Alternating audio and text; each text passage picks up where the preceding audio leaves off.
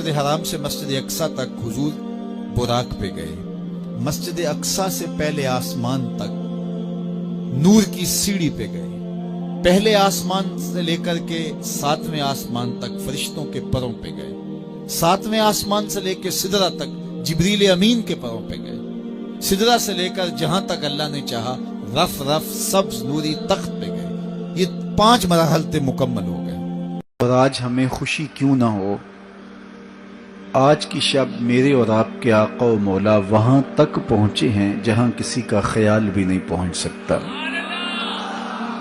کوئی فلک تے رہ یار گیا، کوئی جا سدرہ تے ہار گیا، ایک کالیاں زلفاں والا سی جڑا عرش تو بھی لنگ پار گیا.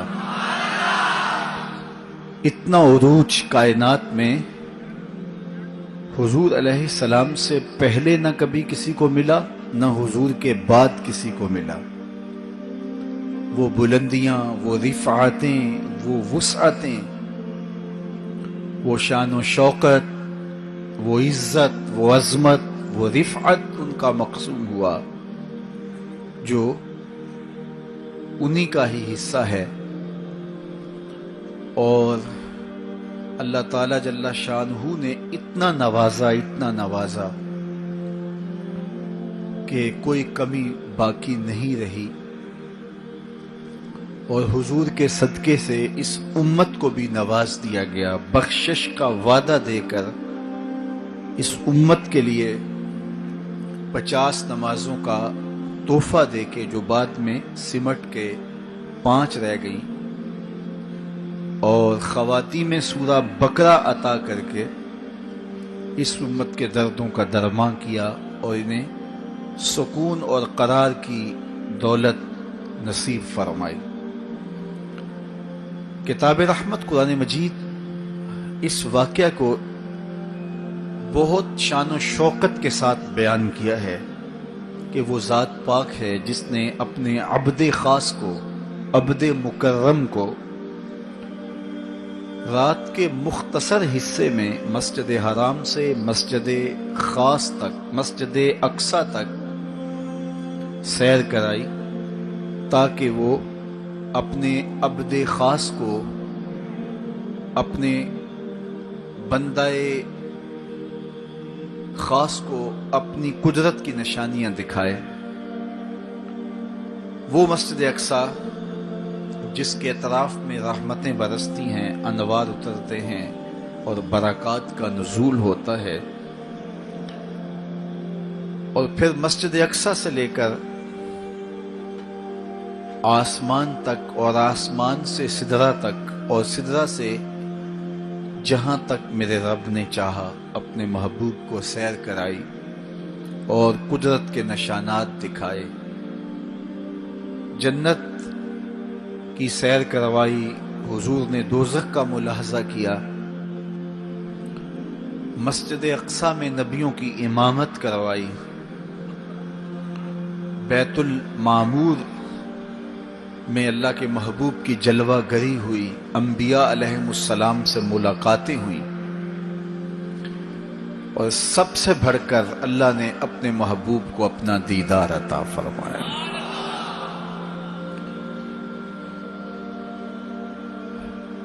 اب اس سرعت کے ساتھ، جس تیزی کے ساتھ حضور علیہ السلام تشریف لے گئے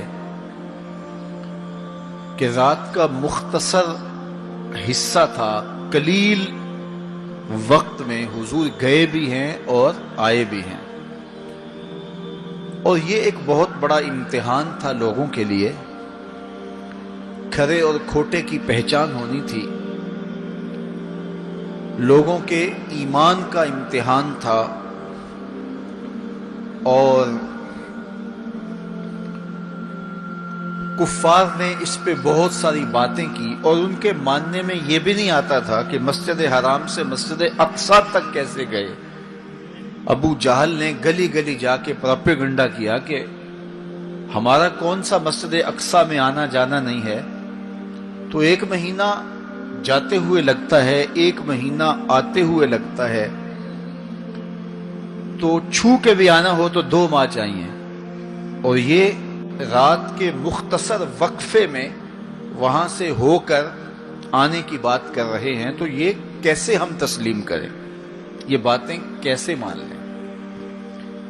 تو وہ مسجد حرام سے لے کے مسجد اقصی تک حضور علیہ السلام کے جانے اور آنے کو نہیں مانتے تھے، اور ماننے والوں نے کہا سر عرش بھی گئے ہیں اور واپس آئے ہیں، ہم اسے بھی مانتے ہیں۔ ابو جہل نے گلی گلی جا کے کہا، اور اس نے یہ سمجھا کہ یہ میرے ہاتھ ایک چیز آ گئی ہے جس سے میں لوگوں کو حضور سے دور کر سکوں، اور وہ پوچھتا پھرتا تھا بتاؤ یہ بات ماننے میں آتی ہے؟ اچانک حضرت ابو بکر صدیق رضی اللہ تعالیٰ عنہ سے ملاقات ہو گئی، تو کہا ابو بکر تم ہی بتاؤ، اگر کوئی کہے کہ رات کے مختصر حصے میں گیا بھی ہوں اور پلٹ کے بھی آیا ہوں تو یہ بات ماننے میں آتی ہے؟ تو فرمایا بالکل ماننے میں نہیں آتی، چھو کے بھی آنا ہو تو 2 ماہ چاہیے۔ سمجھا لوہا گرم ہو گیا، اب چوٹ پورے ٹکانے پہ بیٹھے گی، تو کہنے لگا کہ پھر جن کا کلمہ تم پڑھتے ہو انہوں نے یہ دعویٰ کیا ہے۔ تو حضرت ابو بکر صدیق فرماتے ہیں کہ وہ اس سے بھی عجیب کرے تو میں وہ بھی ماننے کو تیار ہوں، وہ تو آسمان کی خبریں دیتے ہیں، ہم وہ بھی مانتے ہیں۔ تو محبت والوں کے لیے، ایمان والوں کے لیے تو یہ قابل تعجب نہیں ہے۔ قرآن بتاتا ہے کہ حضرت سلیمان علیہ السلام نے کہا کہ مجھے تخت بلقیس چاہیے، تو ایک جن کھڑا ہو گیا، حضرت یہ خدمت میں سر انجام دیتا ہوں، کب تک لے کر آؤ گے؟ اس نے کہا دوپہر تک لے آؤں گا، مجلس برخاست ہونے سے پہلے پہلے تخت حاضر کر دوں گا۔ اور وہ کوئی ڈبیا نہیں تھی کہ جیب میں ڈال کے لے آنی ہو، وہ تخت اتنا بڑا تھا کہ 60 ہاتھ چوڑا تھا، 80 ہاتھ لمبا تھا اور کئی ہاتھ موٹا تھا، 7 کوٹڑیوں میں مکفل تھا، پہرے دار کھڑے تھے، 1 مہینے کی مسافت پہ تھا۔ اس کو جیب میں بھی ڈال کے لانا ہو تو پھر بھی 2 ماہ چاہیے، لیکن وہ اتنا بڑا تخت، اس کو وہاں سے لانا کوئی تماشا لبے بام تو نہیں تھا۔ لیکن جن نے کہا حضرت میں مجلس برخاست ہونے سے پہلے پہلے وہ تخت حاضر کر دیتا ہوں۔ قرآن نے ساری تفصیل سورہ النمل میں بیان کی۔ اب کتنی بڑی پیشکش تھی، لیکن حضرت سلیمان نے کہا نہیں، مجھے اس سے بھی پہلے چاہیے۔ پھر وہ اٹھا جس کے سینے میں کتاب اللہ کا علم تھا، قال الذی عندہ علم من الکتاب۔ مفسرین نے ان کا نام آصف بن برخیہ بتایا ہے، جو حضرت سلیمان کا صحابی تھا۔ اس نے کہا حضرت میں یہ سعادت اپنے ذمے لینا چاہتا ہوں، آپ کو اگر جلدی چاہیے تو میں لے آتا ہوں۔ تو آپ نے فرمایا وہ تو دوپہر تک کا ٹائم دے رہا، بتاؤ تم کب لاؤ گے؟ تو وہ شخص جو زبور کا عالم تھا اور حضرت سلیمان علیہ السلام کا صحابی تھا، وہ بولا انا آتی کا بہی قبل ان یرتد الیک طرفک، حضور آپ آنکھ بعد میں جھپکیں گے، تخت پہلے حاضر ہوگا۔ اور حضرت سلیمان نے ابھی آنکھ جھپکی نہیں تھی، تخت سامنے پڑا ہوا تھا۔ بے ساختہ پکارا ھذا من فضل ربی، یہ میرے رب کا فضل ہے کہ جس نے میرے ماننے والے کو یہ روحانی طاقت اور توانائی نصیب کر دی۔ میں آپ سے کہتا ہوں کہ حضرت سلیمان کے امتی کی یہ شان ہے کہ 1 مہینے کی مسافت پر پڑا ہوا تخت آنکھ جھپکنے سے پہلے حاضر کر دیتا ہے، اور خود سلیمان مقتدی بن کے مسجد اقصی میں جس امام کے پیچھے کھڑے ہوں، اس امام کی شان کا عالم کیا ہوگا، ان کی رفعتوں کا عالم کیا ہوگا۔ تو یہ ایک امتحان ہے معراج، اور میرے اور آپ کے آقا و مولا کی عظمتوں کو ماننے والوں نے کہا کہ یہ بعید نہیں ہے، اللہ اپنے محبوب علیہ السلام کو جہاں چاہے جتنے وقت میں چاہے لے جا بھی سکتا ہے، اور اللہ کی دی ہوئی طاقت سے محبوب واپس پلٹ کے آ بھی سکتے ہیں۔ لوگوں نے یہ کہا کہ جسم اتنی سرعت کے ساتھ اگر محو سفر ہو تو تحلیل ہو جائے، تو میاں تخت سلیمان تحلیل نہیں ہوا، اور یہ حضرت سلیمان کے مقتدی کی تخت بلقیس جو ہے وہ تحلیل نہیں ہوا، اور یہ حضرت سلیمان کے مقتدی کی روحانی قوتوں کا کرشمہ ہے۔ تو جب ان کے مقتدی کی قوتوں کا یہ کرشمہ ہے تو ان کے امام کی طاقتوں کا عالم کیا ہوگا اور رفتوں کا عالم کیا ہوگا۔ باقی یہ دعویٰ میرے رب کا ہے، سبحان الذی اسری بعبد، وہ ذات پاک ہے جس نے اپنے عبد خاص کو سیر کرائی۔ اور پھر دنیا ورطہ حیرت میں ہے کہ اتنے مختصر حصے میں، اتنے قلیل وقت میں کیسے گئے اور کیسے پلٹ کے آئے۔ اور میرے رب نے کہا کہ سن لو، یہ میرے محبوب کا سفر نہیں ہے، یہ میرے محبوب کی سیر ہے۔ سبحان الذی اسری، یہ میرے محبوب کا سفر نہیں ہے، یہ میرے محبوب کی سیر ہے۔ اور آپ جانتے ہیں سفر اور سیر میں فرق، سفر تیزی کے ساتھ کیا جاتا ہے۔ میں اب جو فاصلہ طے کر کے آیا ہوں، تو اگر میں سیر کی غرض سے یہاں آتا تو مجھے 2 گھنٹے لگتے، اور اگر میں گاڑی پہ بھی آتا تو پھر بھی مجھے کم از کم پونا گھنٹہ چاہیے تھا، لیکن میں 15-20 منٹ میں یہاں پہنچنے کی کوشش کی ہے، کیونکہ میری نگاہ میں ایک تھا کہ میں نے دیے گئے وقت کے مطابق یہاں پہنچنا ہے۔ وہ تو باہر بے تحاشا رش نہ ہوتا تو میں وقت سے 5 منٹ پہلے ہی پہنچ پاتا۔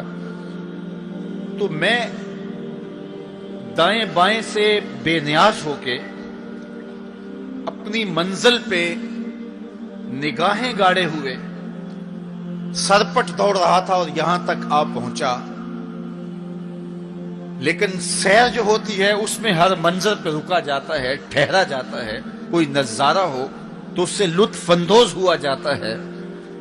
اب اتنی سرعت کے ساتھ گئے اور واپس پلٹ کے آئے، میرا رب کہتا ہے یہ میرے محبوب کا سفر نہیں تھا، یہ میرے محبوب کی سیر تھی۔ کیا سمجھو گے میرے محبوب کو جس کی سیر تمہاری سمجھ میں نہیں آتی؟ اگر وہ سفر کرے تو پھر کیسے سمجھو گے؟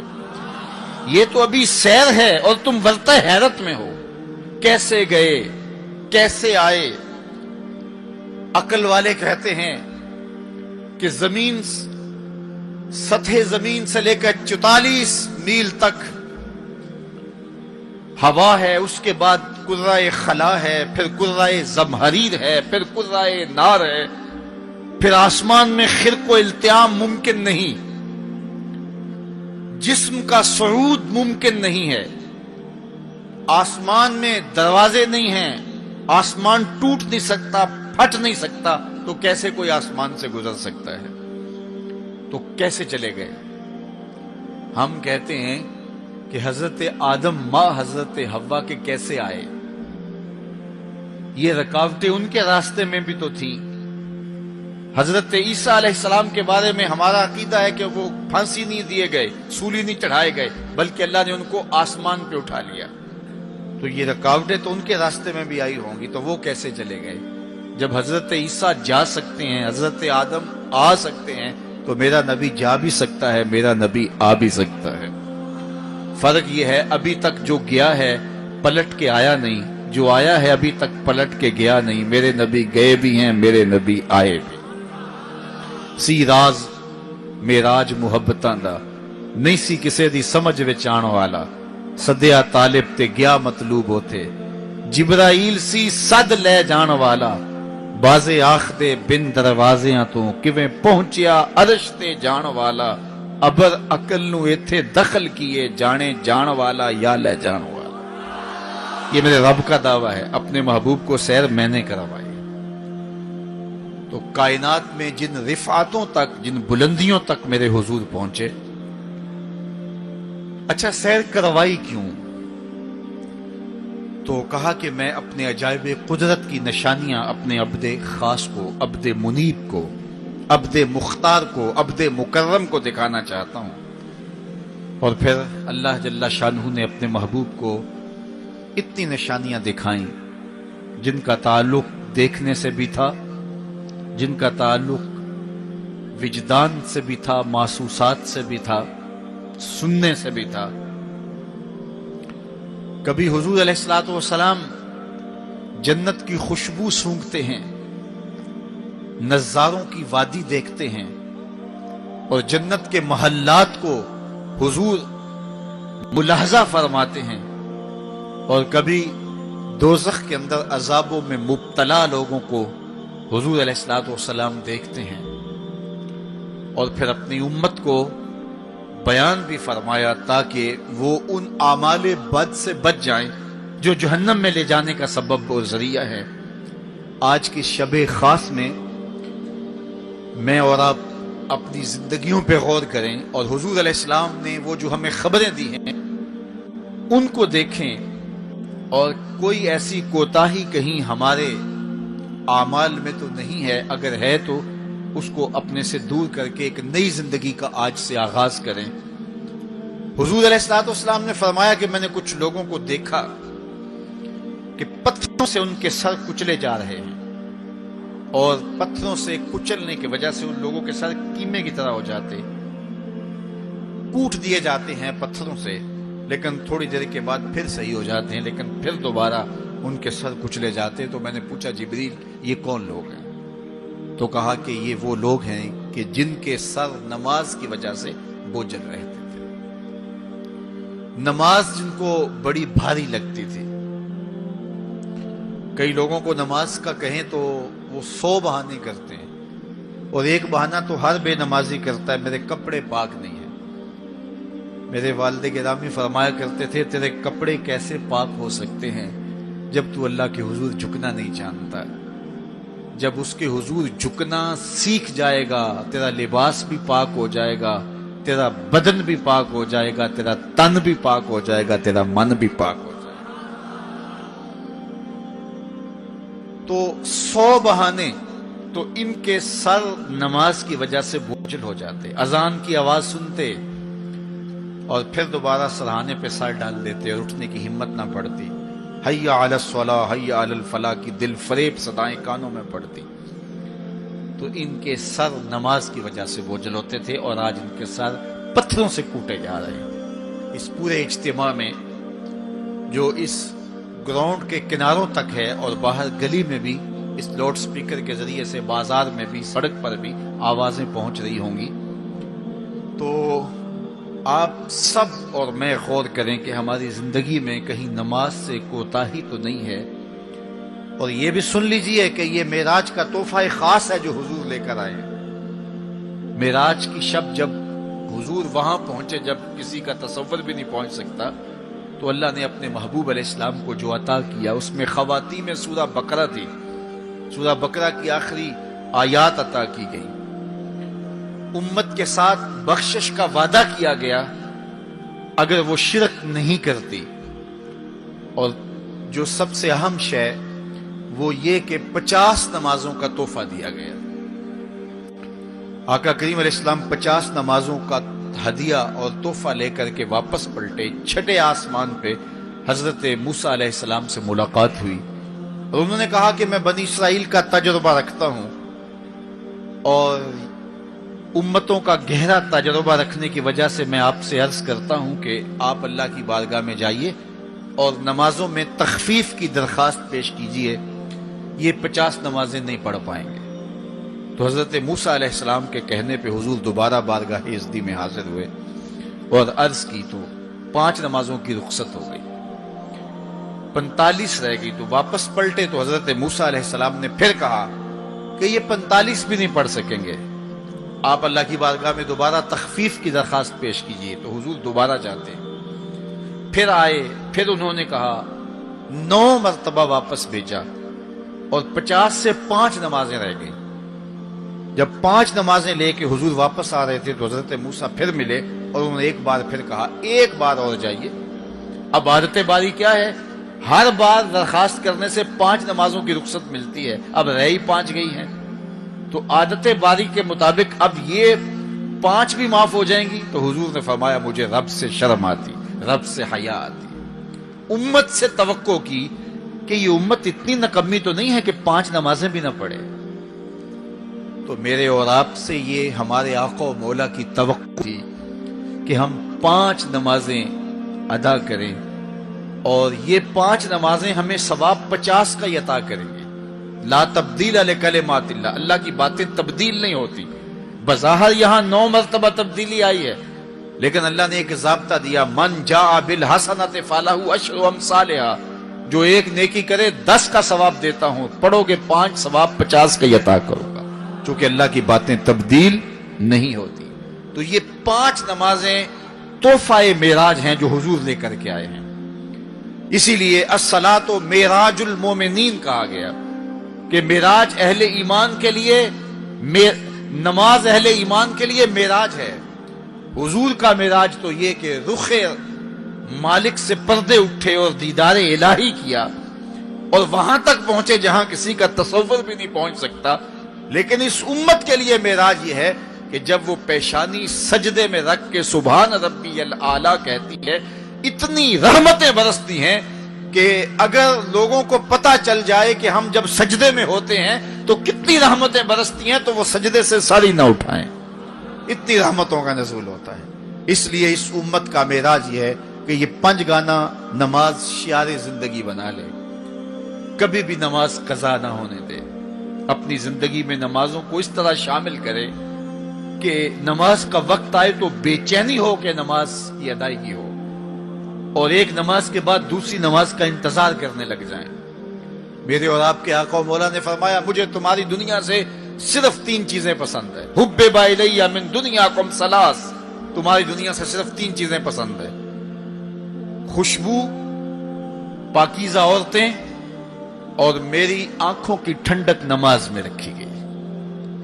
حضور نماز کو آنکھوں کی ٹھنڈک قرار دیں، اور فرمایا بلال حبشی کو جب اذان کے لیے کہتے تو یہ فرماتے، ارحنا یا بلال، بلال اٹھو اور ہمارے سینے کو راحت پہنچا دو.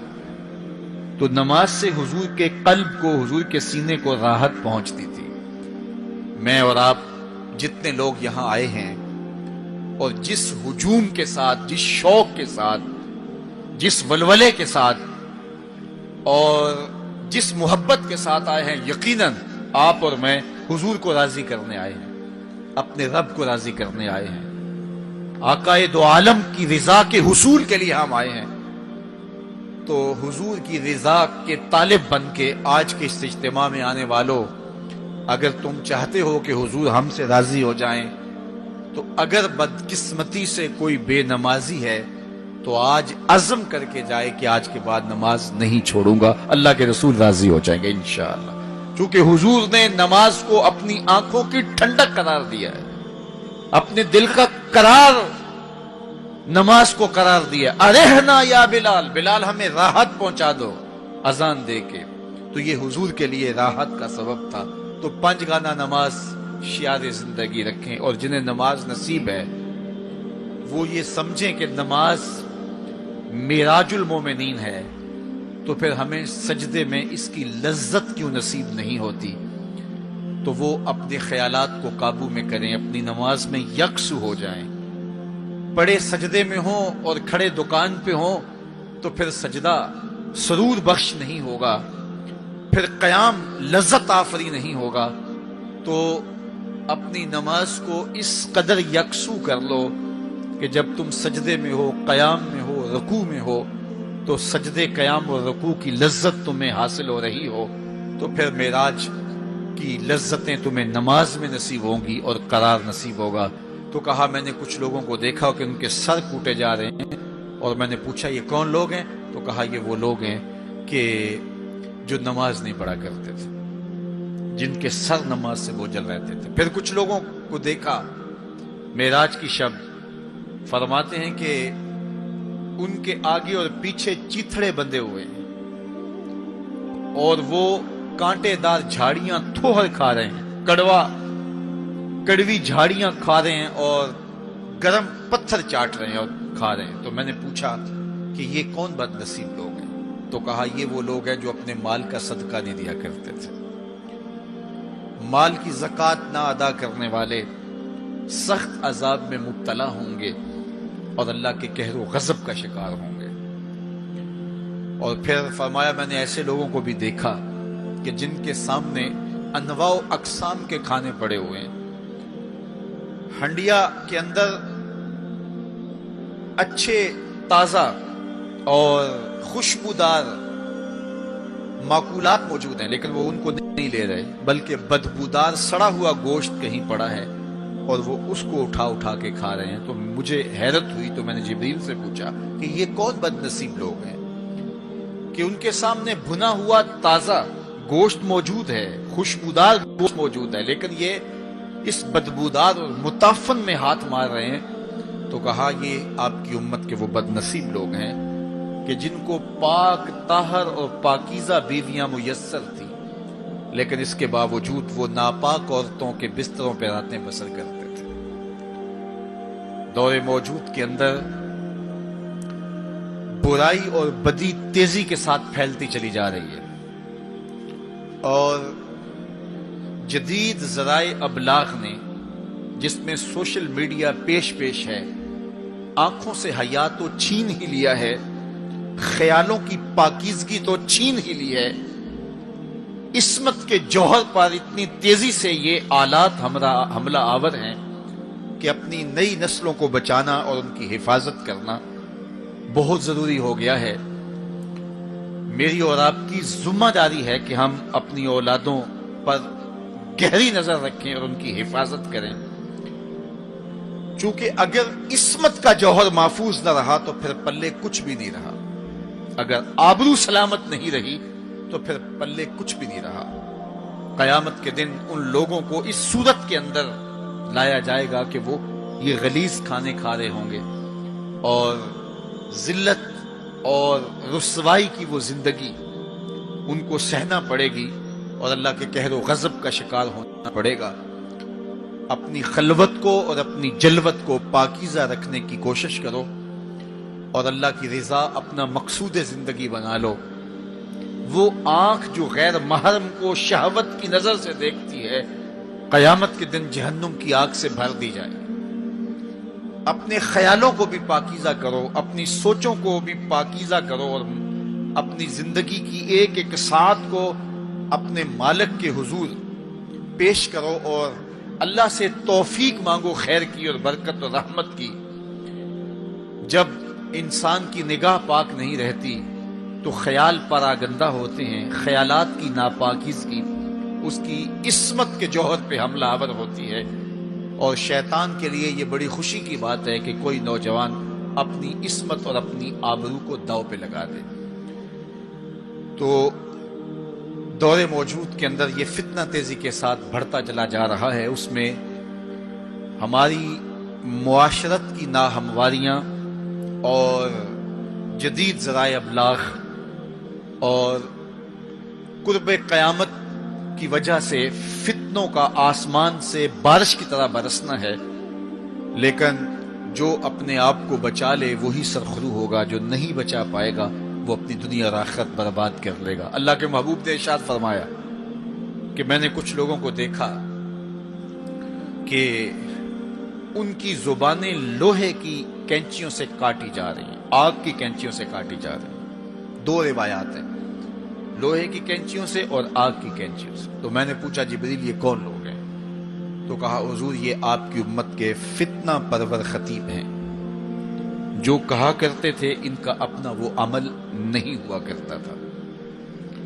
لوگوں کے اندر فتنہ اور فساد بپا کرنے والے لوگ، جن کی زبان کی تلخیاں معاشروں کے اندر تفریق پیدا کرتی ہیں، بھائی بھائی سے لڑ پڑتا ہے، میاں بیوی کے درمیان تفریق پیدا کر دیتے ہیں، نفرت کی چنگاریاں ان کی زبان اگلتی ہے، اور ان کے لہجے لوگوں کے اندر تفریق، تشدد، افتراق اور فرقہ بندیاں پیدا کرتے ہیں۔ تو ایسے لوگ قیامت کے دن ان کی زبانیں لوہے کی کینچیوں سے کاٹ دی جائیں گی، جس کی صورت اللہ کے محبوب پہلے ہی ملاحظہ فرما چکے۔ تو بدترین اس امت کے لوگ بھی علماء ہیں، اور بہترین اس امت کے لوگ بھی علماء ہیں۔ فتنہ انہی سے شروع ہوتا ہے اور انہی میں پلٹتا ہے۔ ان کے پاس بیٹھنے سے خیر ملتی ہے اگر وہ خیر کی راہوں کے مسافر ہوں، اور اگر یہ طبقہ خراب ہو جائے اور شر پہ اتر آ جائے، شر پہ اتر آئے، تو پھر سب سے زیادہ شر بھی انہی کے دامن سے پھوٹتی ہے۔ ان کی زبان جب زہر اگلنے لگے اور ان کے لفظ شعلے بن جائیں تو معاشرے بسم ہو کے رہ جاتے ہیں اور معاشرے جل کے خاشاک ہو جاتے ہیں۔ اس لیے خاص طور پہ اس طبقے کو اپنا ہمیشہ محاسبہ کرنے کی ضرورت ہے کہ ہمارے عمل سے، ہمارے رویے سے، طرز زندگی سے، ہماری گفتگو سے، ہمارے کسی لہجے سے کسی کے لیے تفریق، تشتت، افتراق اور لڑائی پیدا نہ ہو۔ تو یہ بات بہت ہی اہم ہے جو اللہ کے محبوب علیہ الصلوۃ والسلام نے بیان فرمائی۔ اللہ کے محبوب علیہ السلام فرماتے ہیں میں نے ایک منظر دیکھا کہ ایک سوراخ ہے، اس سے ایک بیل نکلتا ہے، نکلنے کے بعد دوبارہ گھسنے کی کوشش کرتا ہے لیکن گھس نہیں پاتا۔ تو میں نے جبریل سے پوچھا کہ یہ کیا ماجرا ہے؟ تو جبریل نے کہا کہ حضور یہ ان لوگوں کی مثال بیان کی ہے جو زبان سے بڑا بول نکال دیتے ہیں اور پھر دوبارہ اس کو لینا چاہتے ہیں تو پھر وہ واپسی نہیں ہو سکتی۔ بعض اوقات آپ کوئی ایسی بات کر دیتے ہیں جس سے فتنہ پھیلنا شروع ہو جاتا ہے، جس سے شر پھیلنا شروع ہو جاتی ہے، جس سے معاشرے کے اندر تشتت اور افتراق پیدا ہونا شروع ہو جاتا ہے، جس سے لوگ آپس میں الجھ پڑتے ہیں۔ تو آپ آرام سے زبان سے کوئی جملہ نکال دیتے ہیں لیکن بعد میں اس کو واپس لینا چاہیں لیکن وہ شر پھیل چکی ہوتی ہے۔ تو اسی لیے ہمارے بزرگوں نے ہمیں یہ کہا ہے کہ بولنے سے پہلے 100 مرتبہ بات کو تول لو، غور کر لو، فکر کر لو۔ کمان سے تیر نہ نکلا ہو، آپ کے پاس اختیار ہوتا ہے کہ جب چاہو اس کو پھینک لو، لیکن جب آپ کمان سے تیر چھوڑ چکے ہوں تو پھر آپ کا اختیار ختم ہو جاتا ہے۔ پھر وہ زخمی کرے، کسی کی موت کا سبب بنے یا وہ تیر ضائع چلا جائے، پھر تمہارا اختیار نہیں ہوتا۔ تو بولنے سے قبل ضرور سوچو کہ میری زبان سے نکلا ہوا کوئی جملہ اس معاشرے پر کیا اثر پیدا کرے گا، اور جب زبان سے جملہ نکل گیا تو پھر آپ کے اختیار میں نہیں ہے۔ تو یہ بہت ضروری ہے۔ اس وقت ہر بندہ جو زبان میں آئے بول دیتا ہے، ہر بندے کو اس وقت بولنے کی جو لت ہے، اور آج کل تو وہ سوشل میڈیا کے اوپر جو من میں آیا تنہائی میں وہ لکھ دیا اور لکھ کے معاشرے کے اندر لوگوں کے اندر وہ چیز وائرل کر دی، جس طرح کی تصویر چاہا ڈال دی، لیکن پھر بعد میں وہ آپ کے اختیار میں چیز نہیں رہتی ہے۔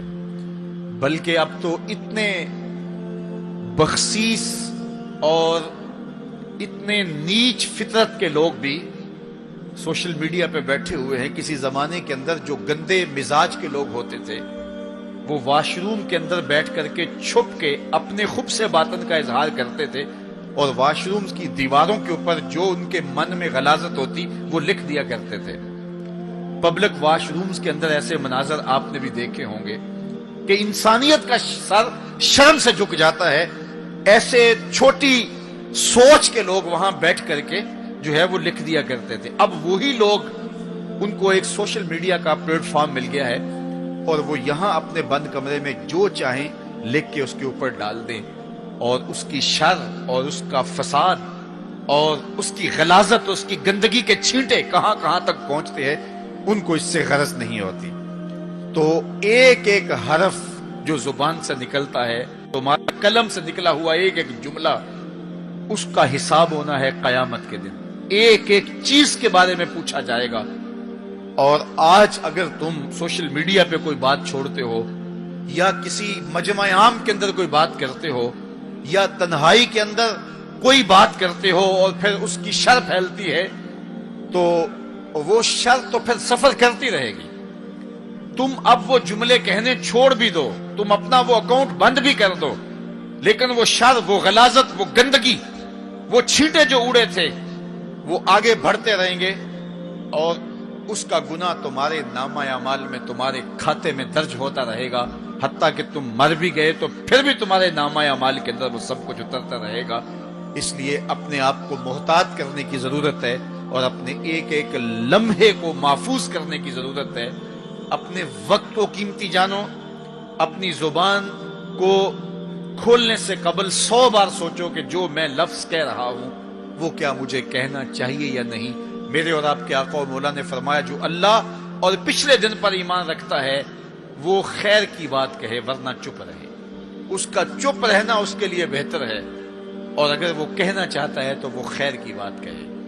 تو فرمایا میں نے وہاں بیل نکلتے ہوئے دیکھا اور پھر دوبارہ گھسنا چاہتا ہے تو گھس نہیں پاتا، تو کہا جبریل نے کہ یہ وہ بول ہے جو زبان سے نکالا جا چکا ہے، اب دوبارہ زبان میں اس کو داخل نہیں کیا جا سکتا۔ اور مختلف صورتیں حضور نے دیکھی، لوگوں کو عذابوں کے اندر مبتلا دیکھا، لوگوں کو تکلیفوں کے اندر مبتلا دیکھا، کسی کو خون کی نہر کے اندر غوطے کھاتے دیکھا، کسی کے پیٹ کے اندر سانپ دیکھے۔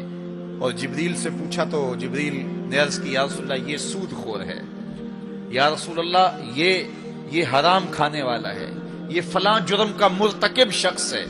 تو وہ صورتیں حضور علیہ السلام کو دکھائی گئی اور وہ مناظر حضور کو دکھائے گئے، اور دوسری جانب جنت میں حضور نے ان خوش نصیب لوگوں کو بھی دیکھا کہ جن کی نیکیوں کی وجہ سے وہ اللہ کی رحمتوں کے حصار میں ہیں۔ ایک شخص کو دیکھا جو نور عرش میں ڈوبا ہوا ہے اور وہ نور ہی نور میں ہے، اللہ اکبر۔ تو جبریل سے حضور نے پوچھا یہ کون شخص ہے؟ تو جبریل امین نے اس کی 3 خوبیاں بیان کی، ان میں سے ایک خوبی یہ تھی کہ وہ اپنے والدین کا فرما بردار ہے۔ حضور علیہ السلام نے معراج کی شب بہت نظارے دیکھے، جنت دوزخ کو مشاہدہ کیا۔ حضور نے انبیاء علیہ السلام سے ملاقاتیں کی، پہلے آسمان پہ حضور علیہ السلام نے حضرت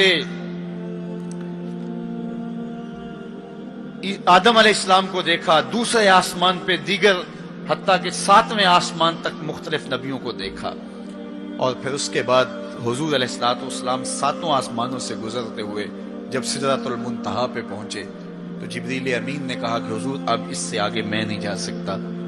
اللہ اکبر۔ پھر سبز نوری تخت آیا جس پہ حضور جلوہ فراز ہوئے، رف نامی اس تخت پہ حضور بیٹھے، پھر حضور وہاں تک پہنچے جہاں کسی کا خیال بھی نہیں پہنچ سکتا۔ خرد سے کہہ دو کہ سر جھکا لے، گماں سے گزرے گزرنے والے، یہاں خود پڑے ہیں جہت کو لالے، کوئی کیا بتائے کدھر گئے تھے، سراغ عین و متا کہاں تھا، نشان کیف و الا کہاں تھا، نہ کوئی ساتھی نہ کوئی راہی، نہ سنگ منزل نہ مرحلے تھے، کمان امکان کے جھوٹے نکتوں تم اول آخر کے پھیر میں ہو، محیط کی چال سے پوچھو کدھر سے آئے کدھر گئے تھے، کوئی حد ہے ان کے عروج کی، بلغل اولاب کمالے۔ حضور علیہ السلام فرماتے رأیت ربی فی احسن صورہ۔ اللہ اکبر۔ سب سے بڑی دولت جو حضور نے ملاحظہ کی، سب سے بڑا نور جو حضور نے دیکھا، سب سے بڑی قدرت کی نشانی جو حضور نے دیکھی، وہ یہ تھا کہ حضور نے سر کی آنکھوں سے اپنے رب کا دیدار کیا۔ نور ہی نور، اجالے ہی اجالے، روشنیاں ہی روشنیاں۔ اللہ اکبر۔ خود بلایا محبوب کو اور اپنا جلوہ دکھایا۔ ایک کوہ طور پہ خود چل کے جاتے ہیں، رب آرنی انظر الیک، مالک میں تجھے دیکھنا چاہتا ہوں، تو جواب کیا ملتا ہے؟ لن ترانی، اے موسیٰ تم مجھے نہیں دیکھ سکتے۔ اور ایک ام ہانی کے گھر لیٹے ہیں اور چادر اوڑھ کے استراحت کر رہے ہیں، جبریل جا کے حاضر ہو کے عرض گزار ہوتے ہیں ان اللہ اشتاق الی لقائک یا رسول اللہ، محبوب آپ لیٹے ہو، آپ کا رب آپ کا دیدار کرنا چاہ رہا ہے۔ تبارک اللہ، شان تیری، تجھی کو زیبا ہے بے نیازی، کہیں پہ وہ جوش لن ترانی، کہیں تقاضے وصال کے تھے۔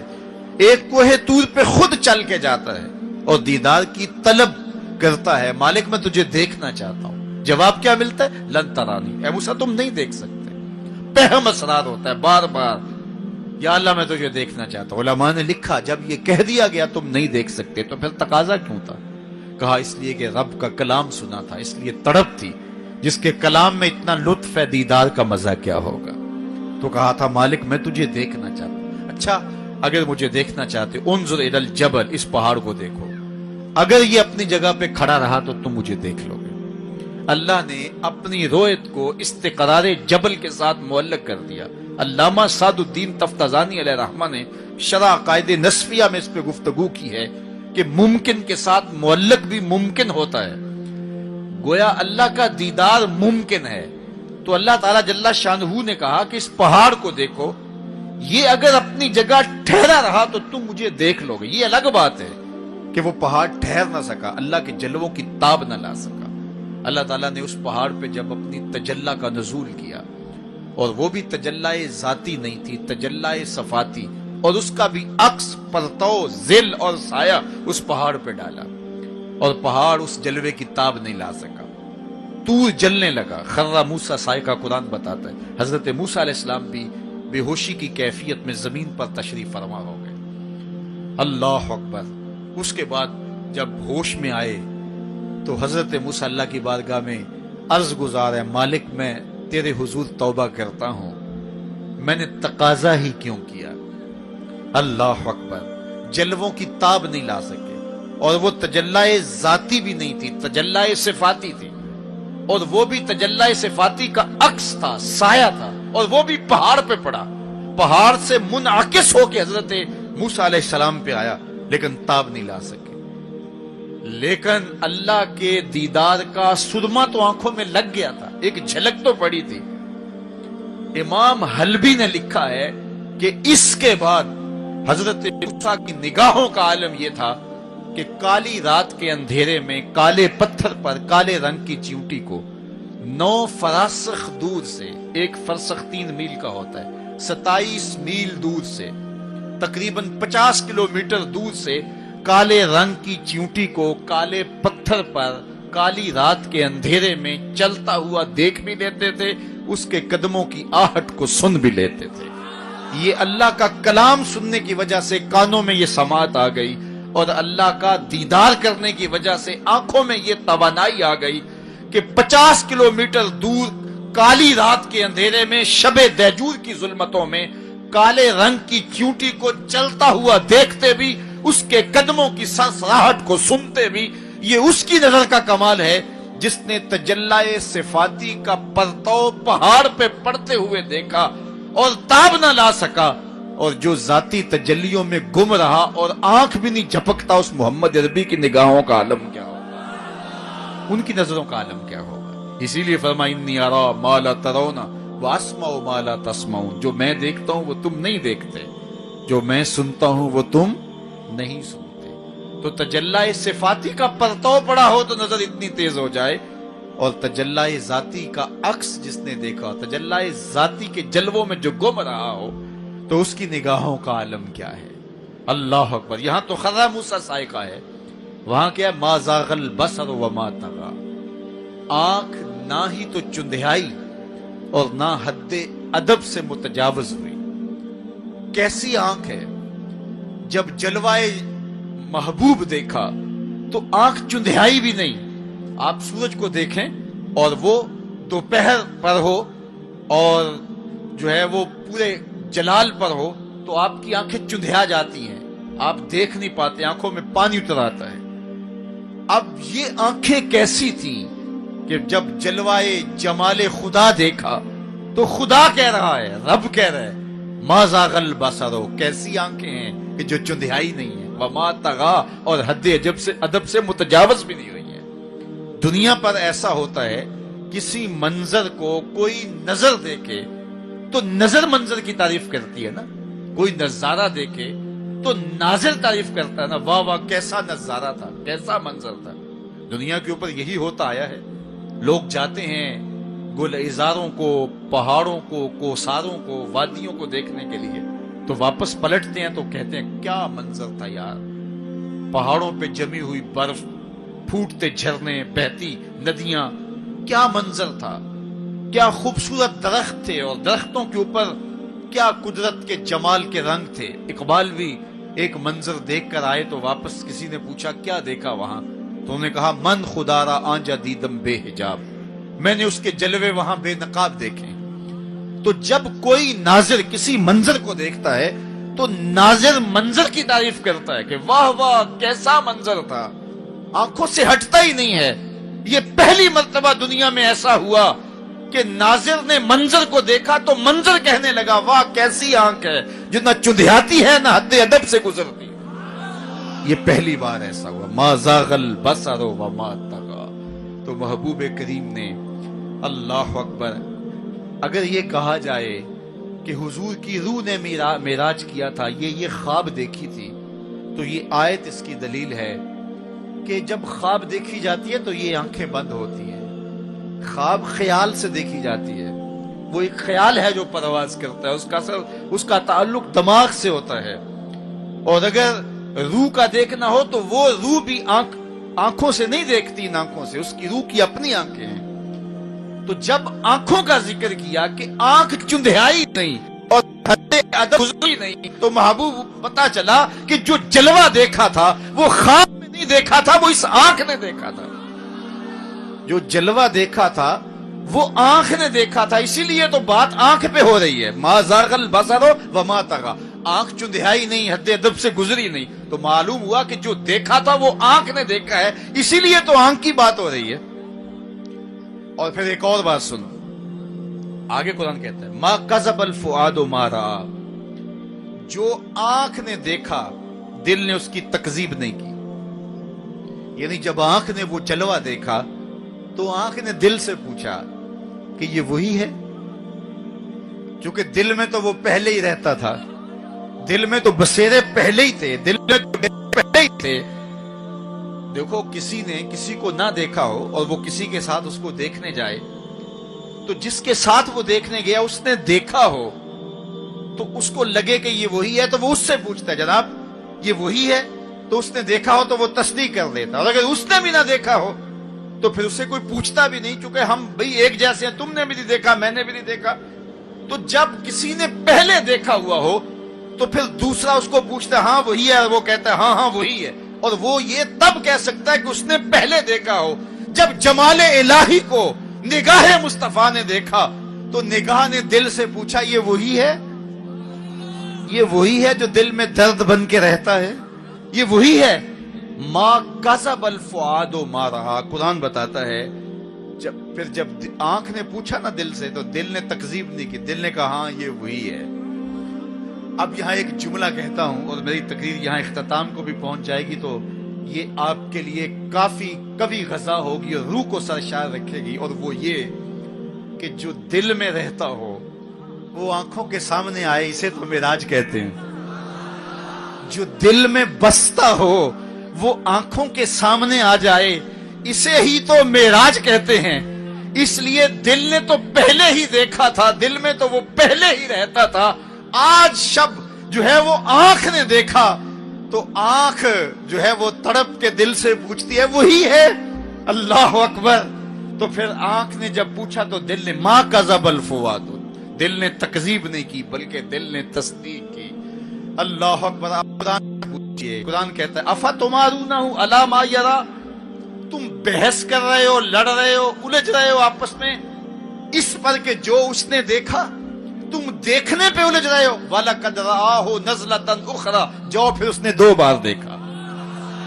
تم ایک بار کی بات کر رہے ہو، اس نے 2 بار دیکھا. اللہ اکبر. ما کذب الفؤاد ما رأى. آنکھ کیسی ہے، حد ادب سے آگے نہیں گزرتی، چندھیاتی بھی نہیں ہے. بات ساری آنکھ کی ہو رہی ہے تو پھر بات خواب کی کہاں آ گئی؟ آنکھ کی بات ہو رہی ہے، آنکھ ہی دل سے پوچھ رہی ہے، تو بار بار آنکھ کی بات ہو رہی ہے. آنکھ نے دیکھا، آنکھ نے دیکھا. اچھا صرف دیکھا ہی کوئی بات نہیں ہوئی؟ اللہ اکبر. صرف دیکھا ہی کوئی بات نہیں ہوئی؟ قرآن سے پوچھتے ہیں، سورہ نجم اٹھاتے ہیں، فَأَوْحَى إِلَىٰ عَبْدِهِ مَا أَوْحَىٰ، کہاں باتیں بھی ہوئی تھی. اللہ اکبر. اب ساری توجہ ادھر ہوگی. کیا بات ہوئی؟ اعلامیہ کیا جاری ہوا؟ یہ مرکزی نقطہ ہے نا. ملاقات ہوئی ہے، اب کان کھڑے ہو گئے. پھر کوئی بات بھی ہوئی؟ جواب آیا ہاں ہوئی. فَأَوْحَىٰ، ہاں بات ہوئی. فَأَوْحَىٰ إِلَىٰ عَبْدِهِ، اس نے اپنے بندے سے کوئی بات کی. اب سماعتیں رک گئیں، سانسیں بھی رک گئیں. اب سنیں تو صحیح کیا بات ہوئی. اب سنو کیا بات ہوئی. اور اس بات پہ بات ہی ختم ہے. کیا لفظ ہیں اور کیا قرآن کا اسلوب ہے. قرآن تو واقعی اللہ کا کلام ہے. پھر ذرا سنیے ذرا کیا منظر ہے، لطف کیا ہے کہ ملاقات ہوئی. ملاقات کو قرآن بیان کر رہا ہے. آنکھ جھپکی نہیں ہے، بات قرآن بتا رہا ہے. آنکھ نہ جھپکی ہے نہ حد ادب سے آگے گزری ہے. یہاں ایک اور بات عرض کرنا چاہوں گا، حد ادب سے آگے نہیں گزری، حد ادب سے متجاوز نہیں ہوئی. تو یہ جملہ بتاتا ہے یہ جبریل سے ملاقات کی بات نہیں بتائی جا رہی، یہ رب سے ملاقات کی بات بتائی جا رہی ہے. یہ حد ادب کی جو بات ہے اس بات کو سمجھیں. پھر کہا، آنکھ نے پوچھا دل سے، دل نے کہا یہ وہی ہے. اللہ اکبر. آگے بڑھے، اب بات بھی کوئی ہوئی. کہا فاوحى الى عبده، اس نے اپنے بندے سے کوئی بات کی تھی. کوئی وہی کہتے ہیں اشارہ سریہ خفیہ، سرگوشی جسے کہتے ہیں، کسی کے کان میں کوئی بات کرنا. تو کہا پھر اس نے اپنے بندے سے کوئی بات بھی کی. کان کھڑے ہو گئے، سماعتیں رک گئی، سانسیں رک گئی. کیا بات ہوئی؟ جواب آیا ما اوہا، تمہیں کیا لگے جو بھی ہوئی، کرنے والے نے کی، سننے والے نے سنی.